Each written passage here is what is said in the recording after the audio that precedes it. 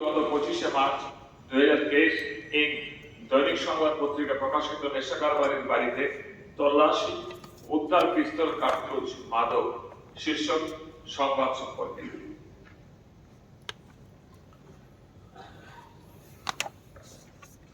মাননীয় অধ্যক্ষ মহোদয়,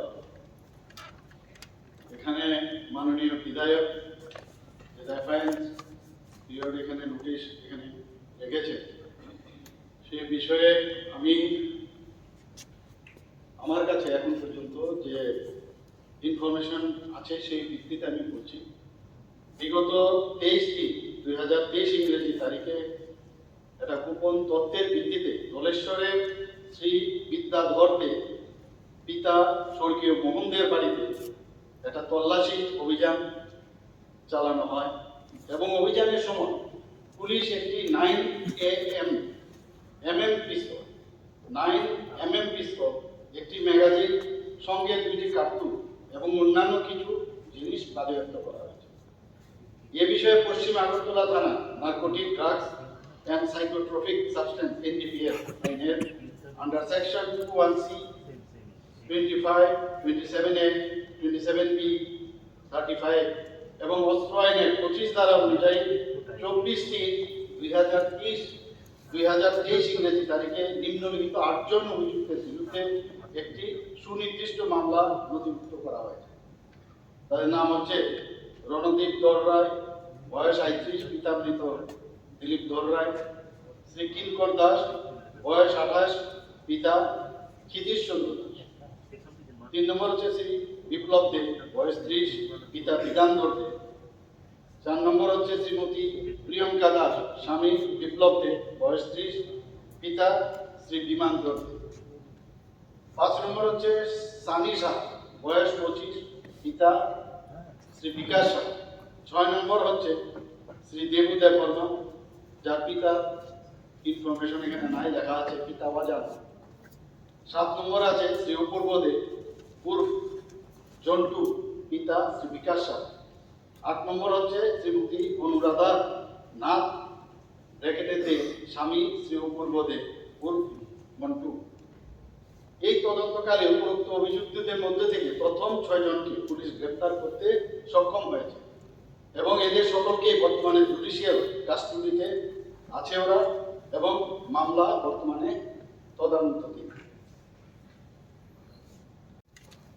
Warang benang jing ni sano senam musugo tai chaimana musugo o Tipra hao kemama sikla siklo nesa khai dini lama hane heng dabo abon bagi kamu tu nazaka tai kebangma amtai dabo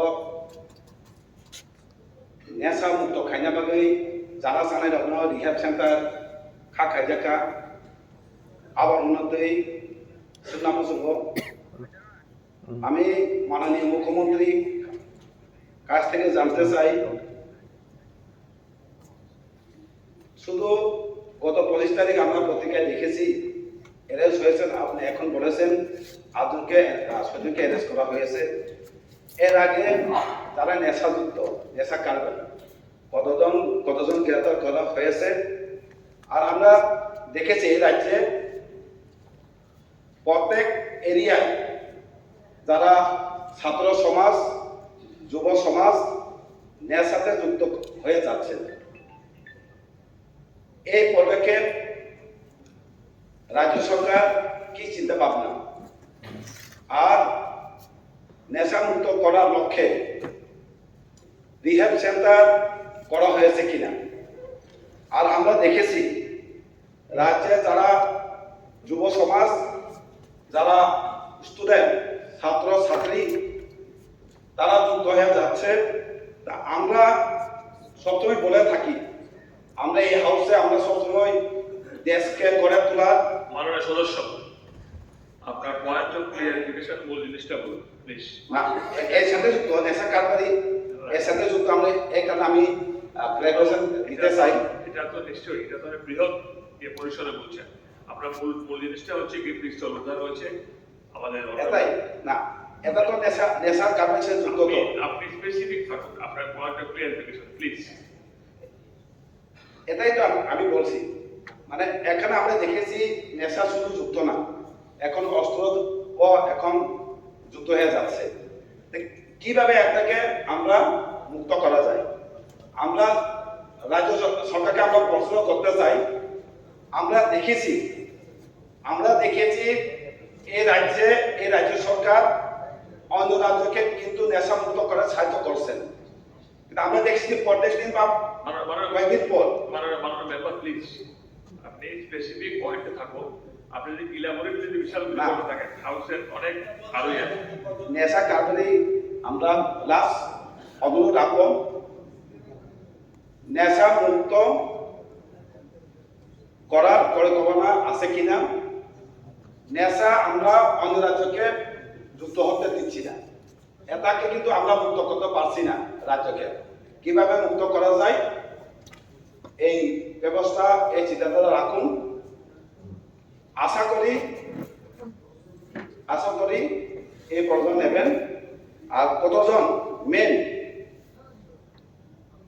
যারা main supplier, main যে মালিক, এনে তো চিহ্নিত করেছেন কিনা।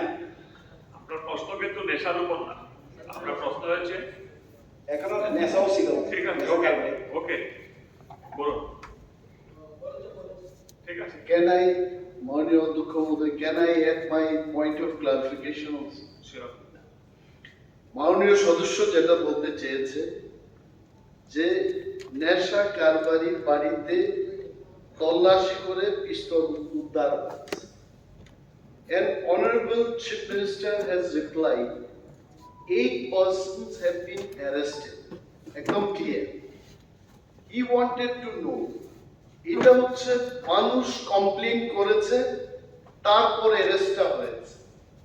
What about those নেশা কারবারিজ যারা এখনো, যাদের বিরুদ্ধে মানুষ পুলিশের কাছে যেতে ভয় পাচ্ছে, যারা muscle power, money power, in some cases with political power, they are sitting and doing all this business, ওই সমস্ত লোকদেরকে সরকার গ্রেফতার করবে কিনা? I think this is what this question is all about.